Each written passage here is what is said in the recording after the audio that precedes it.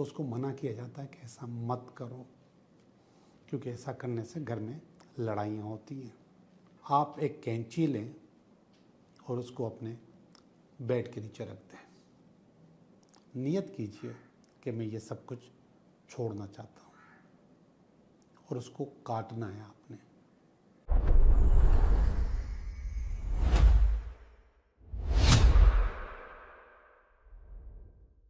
Hello दोस्तों, मैं हूँ Liaquat Jogi, Karachi based tarot card reader and palmist, और आप देख रहे हैं मेरा चैनल टैरो बाय जोगी।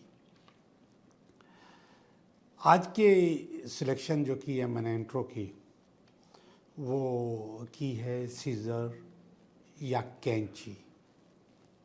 कभी कभी आप लोगों ने सुना होगा कि अगर कोई बच्चा घर में बैठ के कैंची को बजा रहा होता है, चाहे चला रहा होता है, खामखा या उससे खेल रहा होता है, तो उसको मना किया जाता है कि ऐसा मत करो, क्योंकि ऐसा करने से घर में लड़ाइयाँ होती हैं। बिल्कुल ऐसा है, लड़ाइयाँ होती हैं, फड्डे होते हैं, झगड़े होते हैं बिला वजह कैंची के इस्तेमाल से। चाहे वो छोटी हो या बड़ी, आपके घर में फड्डे और लड़ाइयाँ होंगी।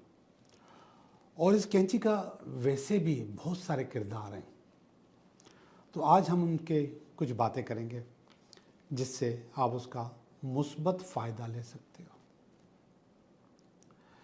पहला किरदार ये है कि अगर आपको रात को नींद नहीं आती, डरावने ख्वाब आते हैं या फिर बेचैनी होती है आपको, आप सोने की बहुत कोशिश करते हैं मगर नींद कोसों दूर होती है, ओवर थिंकिंग हद से ज़्यादा होती है, रात को सोते वक्त एंजाइटी, स्ट्रेस, कभी कभी डिप्रेशन, ये सब चीज़ें आपको तंग कर रही होती हैं। नींद आती भी है तो वो रेस्टलेस होती है कि उसमें आपको सुकून नहीं मिलता।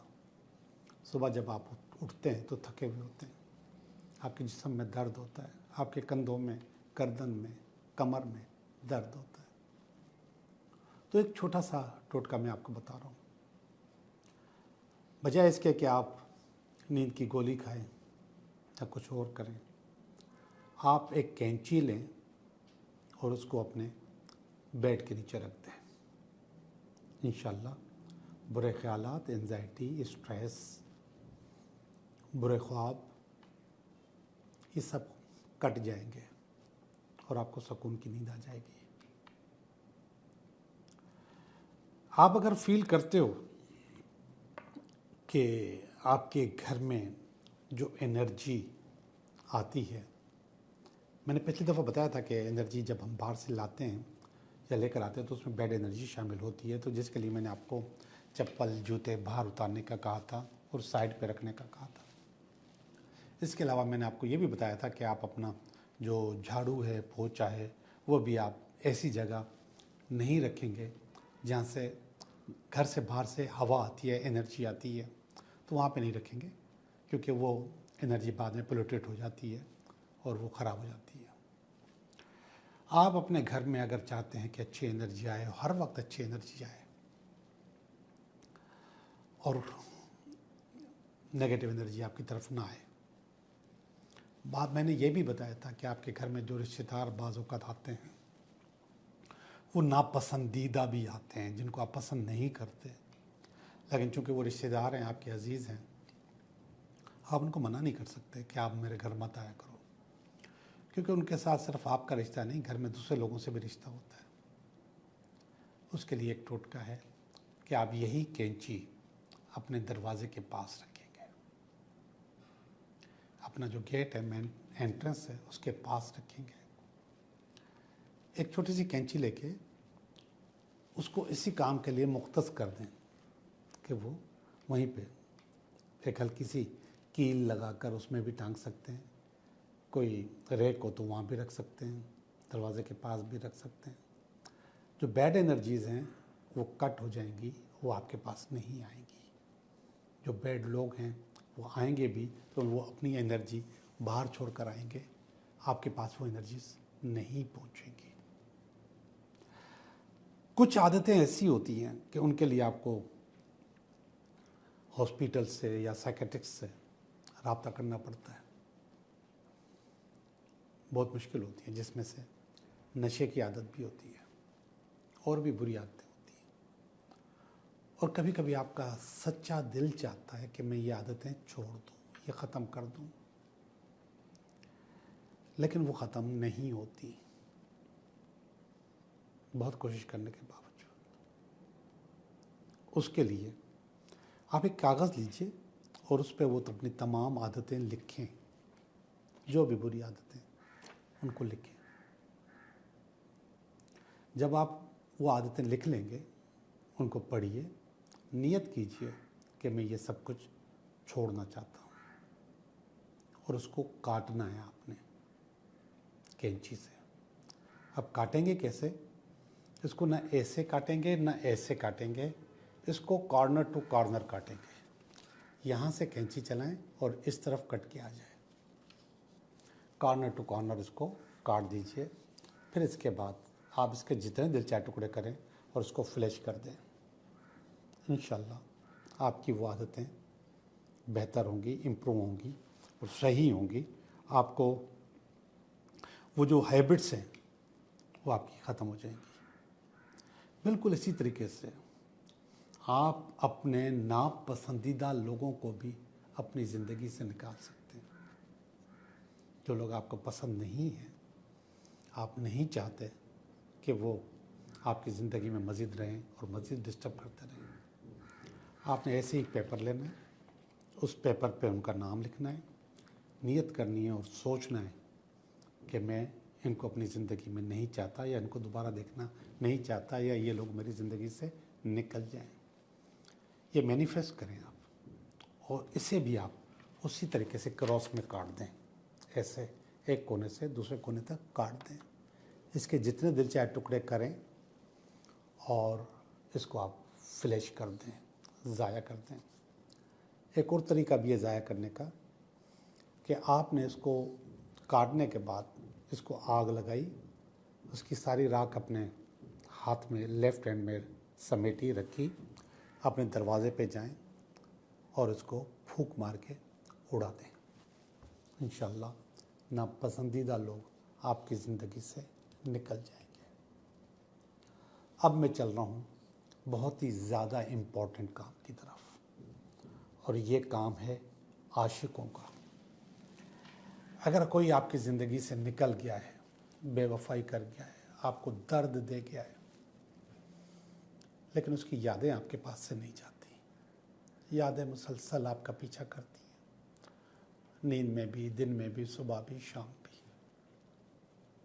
और आप चाहते हैं कि ये यादें आपके पास से निकल जाएं।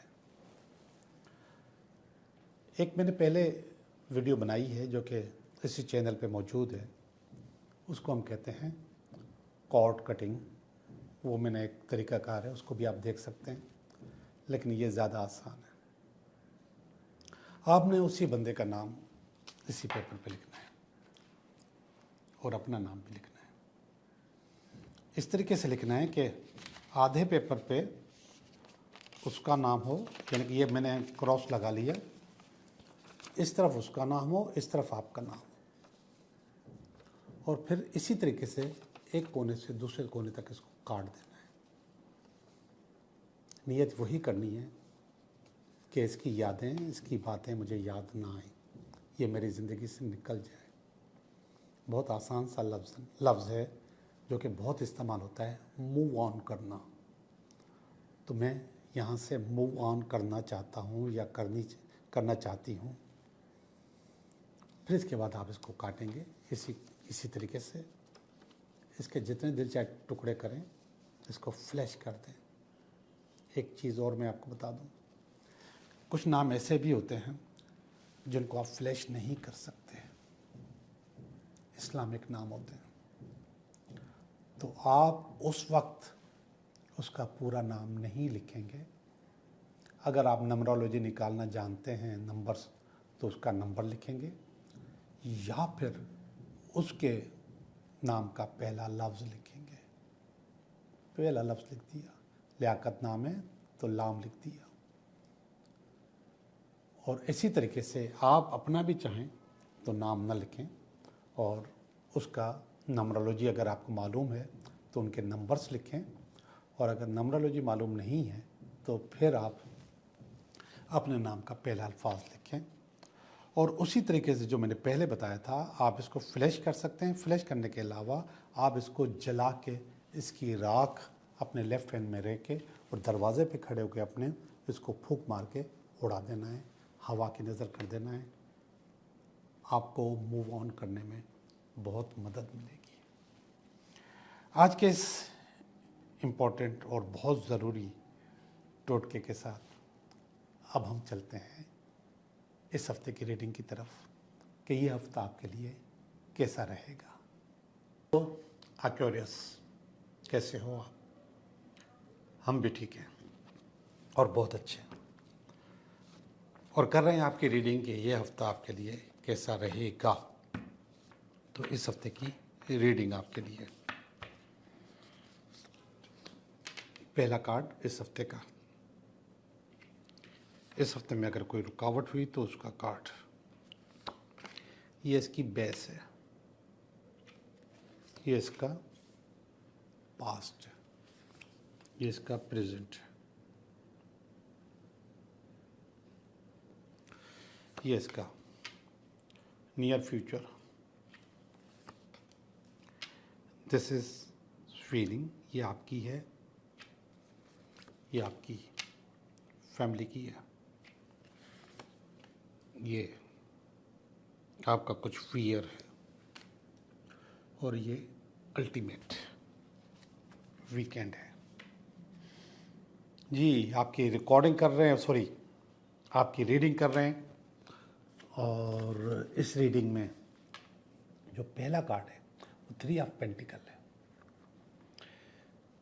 ये पैसे का आने का कार्ड होता है। 3 ऑफ पेंटिकल किसी ऑफर का कार्ड होता है, लेकिन ये जो पैसे हैं ये पूरे नहीं हैं। 3 की जो रकम है वो कम होती है। आपको पैसे ज़्यादा चाहिए और आपके पास पैसे कम आ रहे हैं। हो सकता है कि कुछ पैसे हों, उसमें से किसी की किस्त आ रही हो और वो बहुत आस्ते आस्ते आ रही है। जब भी कोई चीज़ किस्तों में आती है तो फिर वो टूट जाती है और आप उसका सही से फ़ायदा हासिल नहीं कर सकते। तो पैसे तो आ रहे हैं लेकिन नामुनासिब आ रहे हैं, जिसकी वजह से हो सकता है कि आपकी ज़रूरत पूरी ना हो और आपके पास एंजाइटी आ जाए। ये एंजाइटी का कार्ड है, ये स्ट्रेस का कार्ड है, और ये बता रहा है कि हो सकता है कि आपका काम इसमें पूरा ना हो। ये है क्वीन ऑफ स्वॉर्ड, ऊपर के दोनों कार्ड्स की बेस वजह। क्वीन ऑफ स्वॉर्ड भी यही बताती है कि आप मुसलसल इंतज़ार में हैं, मुसलसल पे किए जा रहे हैं, वर्किंग किए जा रहे हैं, लेकिन उसका सही से सिला आपको मिल नहीं पा रहा। मेहनत बहुत की है और लगे हुए हैं कि अल्लाह करे चीज़ें बेहतर हो जाएं, तो वो चीज़ें बेहतर हो सकती हैं। जब हम इसका पूरा सर्कल पूरा करेंगे तो फिर हमें अंदाज़ा होगा कि ये कैसे पूरी होंगी, लेकिन ये हो सकती है। ये पास की बात है। S of sword, S of sword असल में आपको डायरेक्शंस चेंज करने का मशवरा देता है, काम का अंदाज चेंज करने का मशवरा देता है, और ये पास की बात है। पास में आपने अपनी डायरेक्शन चेंज की, चीज़ों को बेहतर करने की कोशिश की, अच्छा करने की कोशिश की, जिसकी वजह से हो सकता है कि आपकी जो ज़रूरतें हैं वो बढ़ गई और इन कम पैसों में आपकी ज़रूरत पूरी नहीं हो रही हो। ये कार्ड देखिएगा, ये है जजमेंट का कार्ड। ये प्रेजेंट में आ गया। प्रेजेंट का मकसद है कि पुरानी अनसॉल्व्ड प्रॉब्लम्स आपके पास इस वक्त आ सकती हैं। जिन प्रॉब्लम्स का अभी से कोई वास्ता नहीं है वो अब आ सकती हैं। कुछ चीज़ें पुरानी हैं, तो इसका मतलब है कि कोई ना कोई चीज़ आपको यहाँ पर तंग कर सकती है, यहाँ पे आपको डिस्टर्ब कर सकती है। लेकिन इन सारे साइकिल में सबसे अच्छा कार्ड ये वाला है, किंग ऑफ पेंटिकल। सारी लड़ाई, सारा पड्डा, झगड़ा, सारा साइकिल पैसों के लिए था। मैंने कहा था कि ये पैसे कम हैं और ये बहुत ज़्यादा है। ये किंग ऑफ पेंटिकल है, वो 3 नंबर कार्ड है, ये 14 नंबर कार्ड है, पावरफुल, ताकतवर। तो ये आपकी उम्मीद नियर फ्यूचर में पूरी हो जाएगी कि आपके पास बेतहाशा पैसा आ जाए और आप अपने सारे रुके हुए काम और रुकी हुई प्रॉब्लम पुरानी, इनको भी सॉल्व कर लें और नए आइडिया पे काम भी करें, नई डायरेक्शन पे काम भी करें। ये सारी चीज़ें आपके पास आ रही हैं इंशाल्लाह। इस हफ्ते के अंदर चीज़ें अच्छी हो रही हैं। अब हम चलते हैं फीलिंग की तरफ। 7 ऑफ पेंटिकल का जो कार्ड है, ये असल में आपको कुछ चीज़ों से रोकता है कि ये नहीं करना चाहिए। वो बुनियादी तौर पे नेगेटिव चीज़ होती है, वो आपके काम की चीज़ नहीं होती, लेकिन आप कर रहे होते हैं। ये आपको उससे रोकता है कि ऐसा मत करो, इसमें मत पढ़ो, इसमें पढ़ोगे तो बार बार प्रॉब्लम्स आएंगी, जैसे यहाँ पर आ रही हैं। ये पुरानी प्रॉब्लम्स हैं, घूम फिर के फिर आ रही हैं। तो ये 7 ऑफ पेंटिकल आपको कहता है कि ऐसा मत करो, लेकिन ये कार्ड कह रहा है कि आपके पास फिर वही ऑफर आ रही है कि ये करो, और आपने फैसला करना है कि नहीं करना। आप नए आइडिया पे बात करेंगे, नई डायरेक्शन पे बात करेंगे, नए काम पे बात करेंगे, नई चीज़ पे बात करेंगे, पुरानी चीज़ों को बंद करते हैं। ये वाला कार्ड जो अभी आपको तंग कर रहा है प्रेजेंट में, ये पुरानी कहानी है, पुराने ड्रामे, तो इसको बंद करना है। और ये बंद उस वक्त होगा जब आप तय कर लेंगे कि अब हमने ये वाला काम नहीं करना। ऊपर वाली फीलिंग बहुत अच्छी है, व्हील ऑफ फॉर्च्यून। ये आपकी फैमिली की फीलिंग है। ये बता रहे हैं कि किस्मत का चक्कर आपका एक्टिवेट हो चुका है, आपकी फैमिली समझ रही है। ज़ाहिर बात है कि ये किंग ऑफ पेंटिकल आ गया है, तो आपकी फैमिली यही समझेगी ये सब चीज़ें बेहतर हो गई हैं, अच्छी हो गई हैं और अच्छी हो रही हैं। तो किंग ऑफ पेंटिकल आया हुआ है, तो अच्छी चीज़ें होंगी आप इंशाल्लाह। और ये बता रहा है कि एक्टिवेट हो गई हैं। ये फीलिंग आपको चाहिए आगे बढ़ने के लिए, बहुत ज़्यादा आगे बढ़ने के लिए, और आप आगे बढ़ भी जाएंगे। ऊपर वाली फीलिंग नेगेटिव है, ये फियर है, ये खौफ है। ये जो फियर है और खौफ है, ये आपकी वही पुरानी कहानियाँ हैं। ये पुरानी कहानी यहाँ पर भी आपको तंग कर रही है, लेकिन नई मोहब्बत आपको इसमें से निकाल के ले जाएगी। ये वाला आखिरी वाला कार्ड निकाल कि जो प्रॉब्लम्स हैं इनको सॉल्व कर जाएंगी, ख़त्म हो जाएंगी। नई मोहब्बत आपको अपने पैरों पे खड़ा कर देगी इंशाल्लाह। ये चीज़ें बेहतर हो जाएंगी। तो इस हफ्ते एक्यूरेस आपके 2 मसले हल हो रहे हैं। नंबर 1, पैसे आ रहे हैं, बहुत आ रहे हैं, जिससे आपकी चीज़ें अच्छी हो जाएंगी। मोहब्बत आ रहा है, प्यार आ रहा है, चीज़ें और बेहतर होंगी और ज़्यादा अच्छी होंगी। और जो नेगेटिविटीज़ हैं उनको आप खुद ही निकालोगे, खुद ही बेहतर करोगे। ये आपकी रीडिंग हो चुकी है। अब हम चलते हैं आपके 3 सवालात की तरफ। आप 3 सवाल सोचें, हम आपको उनका जवाब देते हैं।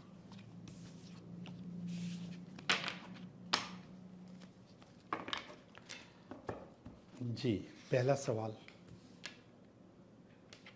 दूसरा सवाल,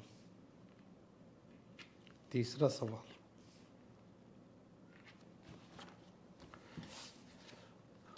पहला सवाल कह रहा है नो, ये काम नहीं हो सकता। तो कोई भी जो भी चीज़ आपने सोची है उसके लिए साफ जवाब है नहीं होगा, बल्कि आपका दिल दुखेगा, आपको आपके साथ धोखा होगा। दूसरा सवाल कह रहा है यस, आपका काम हो जाएगा। ख़ास तौर पे ऐसे लोग जो सफ़र पे जाना चाह रहे हैं, नया कारोबार, नया काम, नई जॉब, नया बिजनेस शुरू करना चाह रहे हैं, उनके लिए खुशखबरी है कि उनका काम हो जाएगा। सवाल नंबर 3, यस, आपका काम हो जाएगा। स्टार का कार्ड है, अपॉर्चुनिटीज़ का कार्ड है, बेपनाह अपॉर्चुनिटीज़ का कार्ड है। इंशाल्लाह आप कामयाब हो जाएंगे। आप लोगों का बहुत बहुत शुक्रिया।